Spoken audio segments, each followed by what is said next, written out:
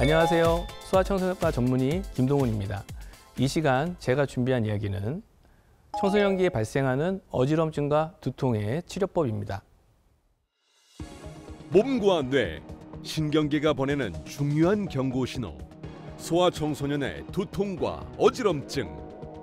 건강보험 심사평가원 자료에 의하면 국내 소아청소년 중 두통을 호소하는 환자는 2014년 8만여 명에서 10년이 지난 2023년엔 16만 7,800여 명으로 2배 이상 증가했다.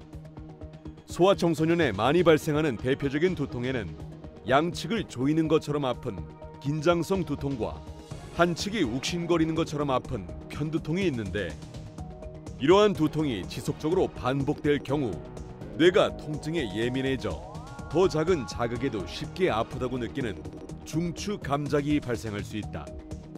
뇌와 신경계 이상, 거북목과 호르몬 불균형 등 다양한 이유로 발생 가능한 소아청소년의 어지럼증과 두통에 대해 자세히 알아보자. 두통으로 진료실을 찾은 청소년들에게 증상에 대해서 물어보면 머리가 자주 아프고 눈앞이 핑 돌아요라고 이야기들을 합니다. 그러면 이게 스트레스 때문일까요? 아니면 아이들이 피곤해서일까요? 우리가 많이 고민을 하게 되고, 두통과 어지럼증은 이제 몸과 뇌 그리고 신경계가 보내는 중요한 경고 신호이기 때문에 이거를 무시하시면 안 됩니다. 뇌는 통증을 느낄 수가 없습니다. 자, 그런데 아이들에게 두통이 발생한다면 뇌를 둘러싼 혈관, 뇌막 그리고 뇌 안에 있는 구조들이 자극을 받았다는 의미거든요. 자, 그럼 이제 또 어지럼증이 느껴진다는 것은 어떤 의미일까요? 이 균형을 유지하는 뇌 기능에 문제가 발생했다는 의미입니다. 뇌의 순환 문제 또는 혈당 저하 등의 여러 문제에 의해서 어지럼증이 발생하게 되는 것입니다. 자, 그렇다면은 청소년기에 많이 발생하는 두통은 어떤 두통일까요? 흔히 보는 것들이 있는데, 병원에 이제 내원한 청소년들의 대표적인 증상이 두 가지를 호소를 해요. 흔히 긴장성 두통과 편두통으로 이 증상기의 두통을 나눌 수가 있습니다. 자, 그러면 이제 긴장성 두통이라는 것은 어떤 특징을 가지고 있을까요? 양측, 그리고 조이는 느낌이 들거나, 그리고 활동 시에 악화되거나 이런 관여가 잘 안 되고, 그리고 진통제에 반응을 잘하는 것들이 바로 긴장성 두통이라고 하겠고요. 그리고 한측으로 오거나 아니면 편측으로 오거나, 그리고 욱신거리고, 활동 시나 아니면 스트레스를 받을 때 좀 악화를 보이는 경우에, 그리고 약을 썼는데 일반 진통제는 잘 안 듣고 편두통 약이 잘 들을 때, 이럴 때는 편두통이라고 할 수 있겠습니다. 그런데 여기서 중요한 게 무엇일까요? 두통이 반복해서 발생을 하면 중추 감작이 발생한다는 것입니다. 이 중추 감작이라는 건 무엇이냐면은 뇌가 이제 자꾸 아픔을 자꾸 겪으면 점점 더 예민하게 받아들이는 것을 말하죠. 즉, 한 번 두통이 생기면 이후에는 더 작은 자극에도 쉽게 아프고 만성적으로 느낄 수 있다는 거죠. 그럼 이번에는 청소년기에 많이 발생하는 어지럼증 증상에 대해서 살펴볼까요? 병원에 내원한 청소년들의 대표적인 증상, 빙글빙글 도는 느낌이에요. 이게 말초형이죠. 다리에 힘이 풀려서 걸을 수가 없어요. 또는 순간적으로 시야가 깜깜해져. 이건 중추형일 테고. 자, 그러면은 이러한 증상이 왜 발생할까요? 이런 증상들은 기립성 저혈압, 그리고 청소년기에 잘 발생하는 스트레스성 전정 기능 장애, 그리고 자율신경 불균형에 대한 영향에 의해서 이런 증상들이 잘 발생하게 됩니다. 자, 흔히들 이제 기립성 저혈압이라는 얘기를 많이 듣는데요. 기립성 저혈압이라는 것은 무엇이냐면은 누워 있다가 갑자기 일어섰을 때, 또는 앉아 있다가 갑자기 섰을 때, 아니면 이제 그 주사 맞을 때도 그럴 수가 있겠죠. 혈압이 급격하게 놀라거나 그럴 때 떨어져서 뇌로 가는 혈류가 일시적으로 줄어드는 상태가 오는 것을 기립성 저혈압이라는 질환으로 봅니다. 자, 그러면 이제 기립성 저혈압 외에 스트레스성 전정 기능 장애란 무엇인지 한번 볼까요? 스트레스성 전정 기능 장애는 말 그대로 전정 기능 장애가 스트레스 때문에 오는 거예요. 주로 스트레스와 불안, 자율신경계가 불균형해져 가지고 정전계, 즉 평형 감각을 담당하는 뇌와 뇌 일부가 많이 과민해져 가지고 발생하는 어지럼증의 질환입니다. 이게 특이하게 청소년에게서 많이 발생한다는 게 중요한 점인데요. 어른들이나 아니면 나이 든 노인들, 이렇게 퇴행성 질환이 있는 나이에서는 중이염이나 아니면 전정신경 같은 특수 질환을 가지고, 또는 피곤해서 스트레스 때문에 달팽이관에서 돌멩이가 굴러 떨어지는 현상에 의해서 어지럼증이 발생을 하는데요. 이 나이 때는 주로 심리적 스트레스, 불안, 그리고 과도한 신체적 피로 등으로 인해서 이런 전정 기능 장애가 일어날 수 있다는 게 청소년기의 특징입니다. 자녀가 스트레스성 전정 기능 장애가 있는지 어떻게 알 수 있을까요? 일단은 전정 기능에 기질적 이상이 있는지 확인해야 되겠죠. 전정 기능의 기질적 이상을 확인하는 검사의 대표적인 검사는 제일 먼저 비디오 안진 검사라는 게 있습니다. 어지럼증 환자에서 가장 기본적이고 중요한 검사인데 눈의 움직임, 즉 안진, 니스타금수 등을 분석하여서 전쟁기의 기능 이상 여부를 확인하는 것인데요. 눈이 좌우로 튀는 것을 이제 확인하신 것이요. 자, 두 번째, 정량적 동적 체평형 검사라는 것이 있습니다. 몸의 균형을 시각, 평형 감각, 그리고 또 몸이 느끼는 감각 등을, 즉 발바닥, 관절 감각 등으로 나누어서 평가를 하는 것인데, 스트레스성 전정 장애의 경우 이런 평형 감각의 불균형 양상을 보입니다. 또한 로테이션 체열 테스트 등이 있는데, 이는 체열을 회전을 시킴으로써 그 이후에 환자의 평형 감각이 유지가 되는지를 확인하는 검사입니다. 자, 이런 기질적인 전정 이상 검사, 그리고 이런 검사를 확인하고 나서는 심리적 요인을 또 확인해야 됩니다. 특히 청소년기에서는 이 스트레스성 전정 기능 장애 평가를 위해서는 심리평가 그리고 자율신경평가 검사를 반드시 시행해야 합니다. 앞서 청소년에게 발생하는 어지럼증과 두통은 자율신경계의 불균형에 의해 발생할 수 있다고 생각을 했는데요. 자, 그럼 자율신경계가 무엇일까요?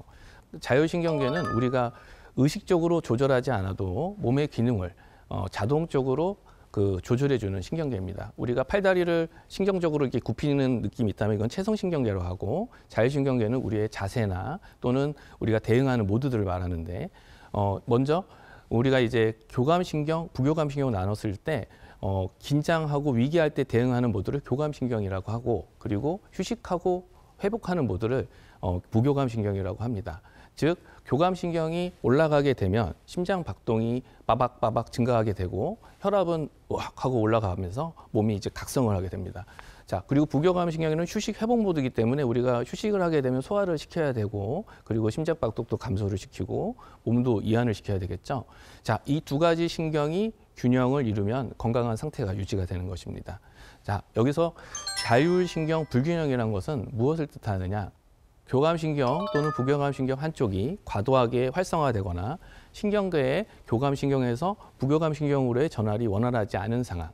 청소년기에는 우리가 너무 급하게 크고, 그리고 상황이 너무 공부를 하다 고3도 되고 아니면 학교도 가야 되고, 그리고 스케줄도 바쁘죠. 신체는 성숙해가고 빠르게 성숙하고 뇌도 발달하고, 그리고 정서가 변화가 급격히 일어나면서 이 자율신경계의 불균형이 크게 발생하게 됩니다.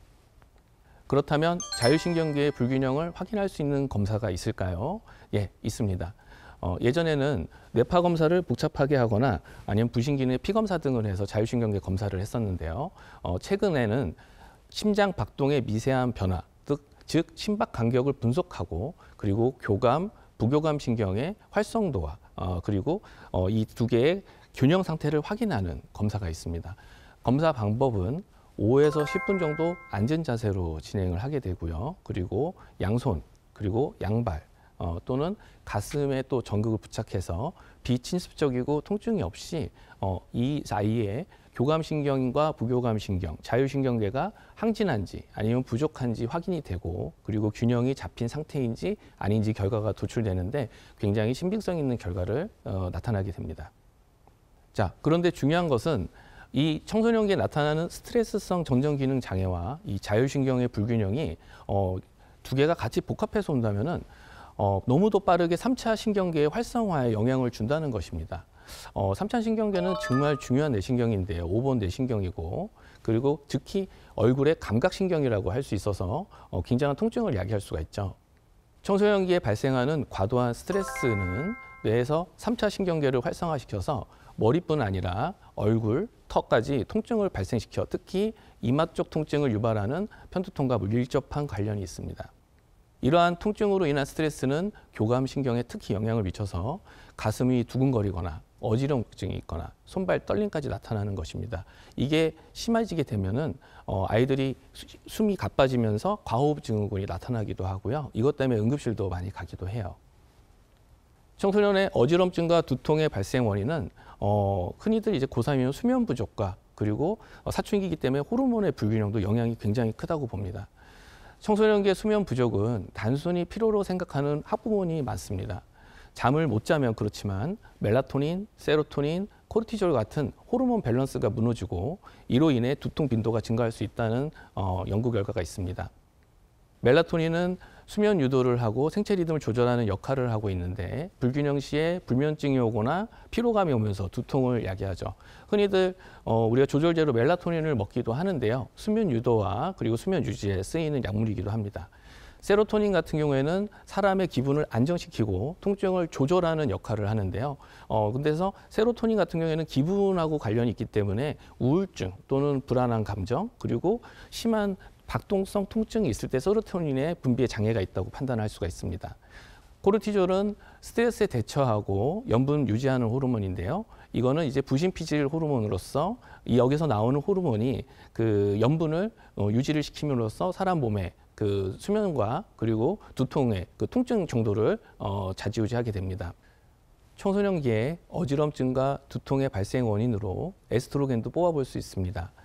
이 에스트로겐은 뇌혈류 조절을 하기 때문에요. 여학생의 경우에 에스트로겐의 변화가 있을 경우에 특히 생리 전후로 편두통이 심해지는 현상이 있을 수가 있습니다. 남학생의 경우 테스토스테론의 불균형이 올 경우에 흔히들 피로하고 무기력증이 오고 집중력이 저하되고 그리고 짜증이 나고 그리고 특히 편두통보다는 긴장성 두통을 야기한다는 게 특징적입니다. 이거를 공부하기 싫어서 특히 남학생들은 꾀병 부린다고 생각하면 안 됩니다. 결국 두통은 통증이 아니라 호르몬과 뇌 신경회로가 복합적으로 작용하는 결과임을 우리 보호자분들이 기억을 해주셔야 합니다. 그렇다면 수면 부족과 호르몬의 불균형은 어떻게 바로잡아야 할까요? 당연하게 너무 당연한 얘기고 너무 중요한 얘기죠. 하지만 수면 습관 개선이 가장 중요합니다. 일정한 수면 시간, 특히 같은 시간에 자고 같은 시간 일하는 것이 중요하고 잠자기 전에 스마트폰을 사용하는 것은 특히 잠들기 전 30분 전에는 전자기기를 차단하는 것을 추천합니다.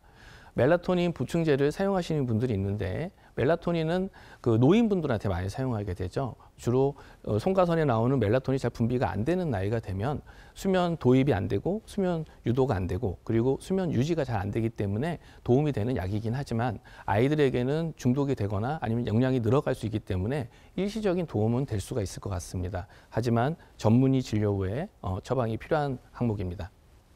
청소년의 두통과 어지럼증의 발생 원인 이뿐만이 아닙니다. 잘못된 식습관 그리고 미네랄의 불균형에 의해서 발생을 하는데요. 어머님들이 항상 걱정하시죠. 아침을 거르기 그리고 자극적인 음식, 탕후루, 마라탕 이런 것들 그리고 단 음료들 특히 빈속에 먹는 담요가 참 안 좋아요. 모두 두통을 일으키는 촉진제이기 때문에 관리를 해주실 필요가 있고요. 특히 마그네슘, 칼슘, 염분 부족은 청소년기 두통과 굉장히 특히 어지럼증과도 밀접한 관련이 있습니다. 자, 그럼 미네랄 중에 핵심적인 미네랄, 또 필수 미네랄이라고 하죠. 마그네슘, 칼슘, 나트륨에 대해서 알아보겠습니다. 마그네슘은 흔히들 눈이 떨린다던가 아니면 운동선수들 이제 전지훈련 가기 전에 마그네슘을 많이 챙겨가죠. 부상도 막아주고 주요 역할은 신경을 안정시키고 근육을 적절하게 이완을 시키고 뇌혈류를 조절하는 역할을 하는데요. 이게 부족할 때는 신경을 약간 과흥분시킨다거나 편두통이 온다거나 수면 장애가 주로 오고 또 변비, 여자분들은 변비가 많이 올 수 있어요. 칼슘 같은 경우에는 신경 전달을 시키거나 근육을 수축하고 혈관을 수축 조절하는 것이 칼슘이 아주 중요한 역할이고 특히 비타민 D 결핍이 많은 요즘 세대들은 칼슘을 꼭 챙겨봐야 되고 부족할 때는 혈압이 조금 불안정해요. 그러니까 혈압이 높았다 낮았다 하는 것들이 상황에 따라서 너무 잦은 거죠. 그리고 가슴이 자꾸 두근거리는 아이들이 있는데 모든 검사를 다 하고 옵니다. 예를 들어서 그 MRI를 찍거나 가슴 심장 초음파를 하거나 하지만 대부분 정상이 나오는데 칼슘 부족 비타민 D 결핍인 경우가 굉장히 많고요. 염분 같은 경우에 우리가 놓치기 쉬운 건데 혈압을 유지하고 체액의 균형을 맞추고 그리고 신경신호 전달을 담당하는 주요한 역할을 하는 것이 나트륨입니다. 따라서 기립성 어지럼증이 있는 환자들에서는 이 나트륨 조절이 중요하고 규칙적인 삼시세끼가 참 중요하겠죠. 그리고 피로감이나 저혈압 또는 두통들이 나트륨이 부족할 때 오는 현상입니다. 이 세 가지 영양소는 단순히 그냥 영양소가 아니라 뇌와 신경계, 혈압 조절, 자율신경계 균형에서 가장 필수적인 전해질이고 미네랄로서 균형이 가장 중요합니다. 하지만 미네랄의 불균형보다 더 중요한 것이 있습니다. 뭘까요? 바로 수분이죠. 이 수분 부족은 단순히 물을 안 마셔서가 아니라 성장하고 활동하고 그리고 식습관이나 신경계가 조금 불안정하거나 감기 기운이 있을 때 우리 사람의 수분 요구량은 점점점 올라가고 많아지죠. 하지만 수분 섭취는 예전과 비슷하기 때문에 발생하는 겁니다. 그렇다면 청소년기에 수분이 부족한 이유는 뭘까요?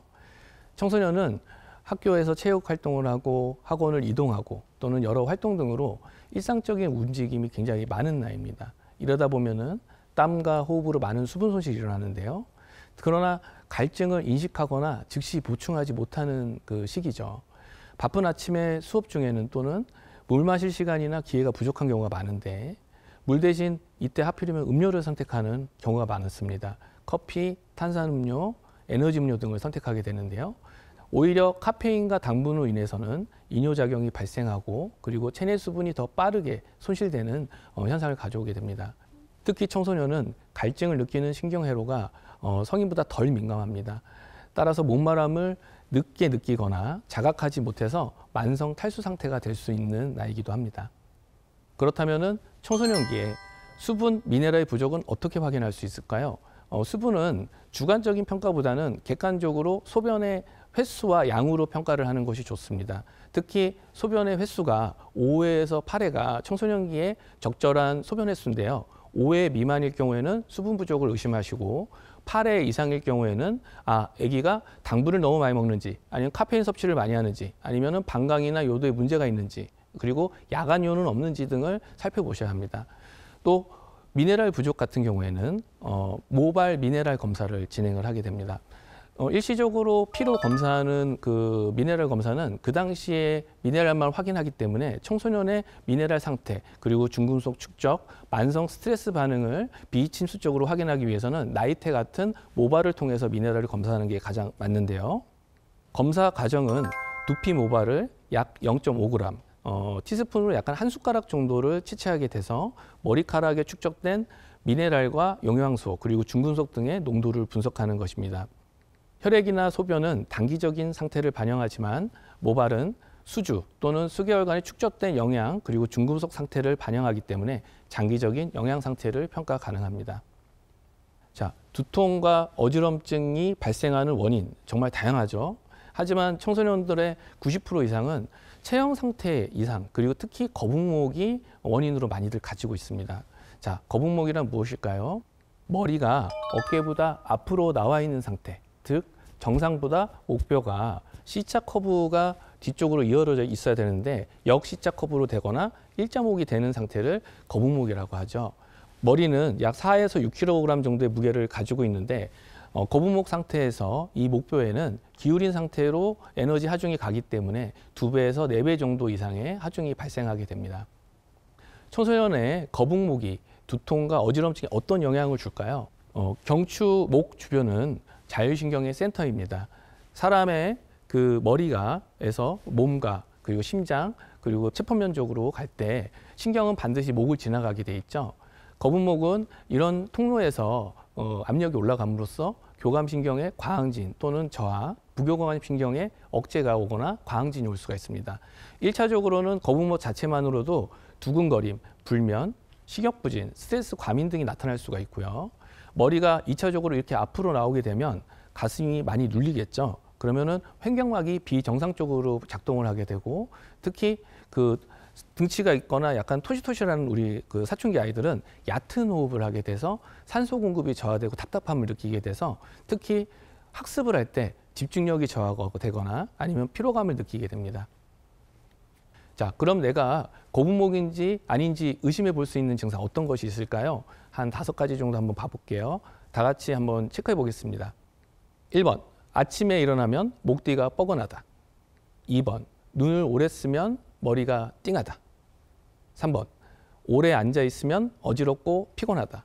4번, 책상 앞에 자주 턱을 개거나 머리를 숙인다. 5번, 스마트폰을 1시간 이상 쓸 때 시간이 빨리 간다. 자, 이게 3개 이상 시 거북목 증후군 가능성이 높습니다. 지금까지 청소년기에 발생하는 어지럼증과 두통의 원인에 대해서 살펴봤는데요. 그럼 이제 치료법은 어떤 게 있는지 알아볼까요? 치료법은 약물 치료부터 자율신경을 안정화시키는 치료, 그리고 영양 보충과 체형을 고정하는 치료까지 다양합니다. 흔히들 알고 있는 약물 치료는 신경 안정제나 두통약증에 복용을 하는데, 이는 이제 약물이기 때문에 전문의와 상담이 중요하겠죠. 그리고 특히 편두통 환자 같은 경우에는 두통약을 잘못 먹으면은 오히려 증상이 더 악화될 수가 있어요. 자, 그리고 여기가 제일 중요한 부분인데, 자율신경 안정화라는 우리가 이제 그 치료가 있습니다. 이 치료는 호흡을 훈련시키고 명상을 하고 그리고 수면 패턴을 조절하는 건데요. 그 복식호흡 훈련을 같이 한번 해보도록 하겠습니다. 이 복식호흡 훈련은 4초간의 숨을 깊게 들여마시고 6초간 숨을 깊게 내뱉으면서 배에 힘을 주면서 끝까지 내뱉은 다음에 2초 정도 멈춘 다음에, 그리고 다시 4초간 들여마시고를 하루에 5분 정도 수차례 반복하는 것을 복식호흡 훈련이라고 합니다. 이때 코로 숨을 쉬고 그리고 혀를 천장에 붙이면 교감신경 억제 효과와 그리고 이런 복식호흡의 효과가 더 배가가 될 수 있습니다. 이런 것들을 우리가 이제 명상을 할 때도 하기도 하고 복식호흡을 할 때도 하는데, 이런 것들이 교감신경을 안정시킬 때, 그러니까 너무 화가 나 있거나 신경이 과민해져 있을 때 쓰는 방법입니다.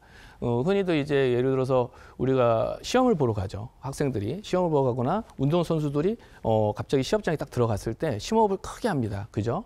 그럴 때 긴장이 완화되고 실수를 줄이게 되는 것이죠. 이런 것처럼 자율신경 안정화는 아이들의 이제 어지럼증과 두통 때도 굉장히 중요한데, 호흡이 굉장히 중요한 파트입니다. 자, 그러면은 또 어려운 파트인데요.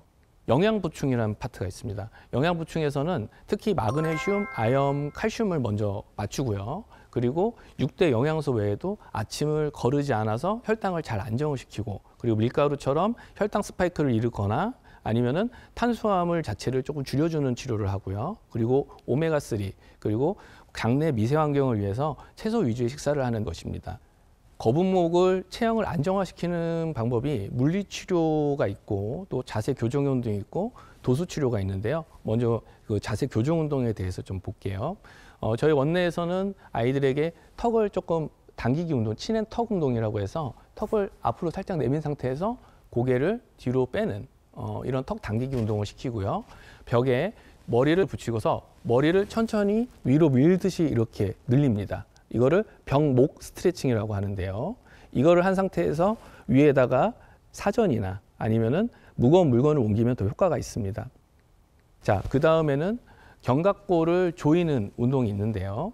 등을 곧게 펴고 앉아서 양쪽 어깨뼈를 뒤로 천천히 조이듯이 모이는데, 이때 중요한 부분이 있습니다. 무게를 딱 세우고 어깨 방향을 뒤로 돌려서 정확한 정위치에 시킨 다음에 그 다음에 팔을 편하게 내려놓고 어깨뼈를 조이는데, 이 아랫 방향을 약간 줘야 돼요. 그래서 양 옆으로 주는 게 아니고 약간 사선 방향 아래로 이렇게 내리는 겁니다. 네, 그렇게 되면은 어깨뼈가 정렬이 되고, 그리고 이 운동들과 같이 해서 평상시에 하면 좋은 운동들이 있는데 뭐가 있을까요? 주로 뒷근육이 중요하겠죠. 그래서 당기기, 노젓기 운동이 좋고, 그렇다고 우리가 노젓기를 맨날 할 수는 없으니까 부호자와 아이들이 같이 손을 잡고 서로 당겨주는 운동을 하거나 아니면은 턱걸이 같은 매달리기 운동이, 이 운동이 좋습니다. 만약 거북목 체형 안정화 운동에도 효과가 그지 없다면, 그리고 아이들을 척지를 했을 때 그 근막에 이완이 잘 안 돼 있어서 후두 부위가 딱딱하고 그리고 신경 자극 정상화를 해줄 필요가 있는 아이들 같은 경우에는 도수 치료를 진행할 수가 있는데요. 도수 치료 같은 경우에는 긴장된 근육을 이완시키고 움직이지 않는 관절의 가동성을 회복을 시키는 거죠. 그리고 신경과 근육 사이의 통증 신호 전달을 차단시키는 치료입니다. 이와 같은 도수 치료는 특히 3차 신경계 과민, 특히 만성 환자겠죠. 중추 감작으로 인해 통증 지속 부분에 있어서 굉장히 효과적으로 알려져 있습니다. 대한신경학계 소아두통조사 2021년도 판에서는 두통을 자주 겪는 청소년의 65%가 나는 집중이 어렵고 성적에 영향을 느낀다고 응답을 하였고, 반복적으로 두통을 느낀 학생, 또 평균 성적은 비두통군보다 낮은 경향이 나타납니다. 특히 가까운 나라 일본의 2019년도에 소아신경학계 연구에서는 자율신경 불균형으로 인해서 기립성 어지럼증이 있는 학생들은 중간고사, 기말고사 성적에서 5에서 10% 정도 낮은 것으로 나타납니다. 두통과 어지럼증은 이처럼 학업 성과에 실질적인 악영향을 줄 수 있다는 이야기입니다. 성적 그 자체도 문제지만 이로 인해서 아이가 집중력이 떨어지고 그로 인해서 자존감이 떨어지고 그리고 학습 지속성에 악영향을 미친다는 것이죠. 이는 결국 중장기적인 성적 저하와 아이의 성격 변화로 이루어집니다. 그래서 청소년기의 두통과 어지럼증은 조기에 관리와 치료가 필요하고 특히 생활습관 교정과 심리적 치유가 매우 중요하다는 점 꼭 기억해 주시기 바랍니다. 두통과 어지러움 단순히 피곤해서가 아니라 내 몸과 뇌가 보내는 신호라는 점을 앞서 말씀드렸는데요. 오늘부터는 자녀들의 두통과 어지러움을 꾀병이라고 단정 짓지 마시고 자녀들의 증상을 꼼꼼히 들여다보시고 전문의와 함께 적합한 치료법을 찾아 나가시길 당부드립니다. 오늘 저의 이야기가 여러분들의 행복하고 그리고 건강한 삶을 살아가는 데 도움이 되었기를 바랍니다. 감사합니다.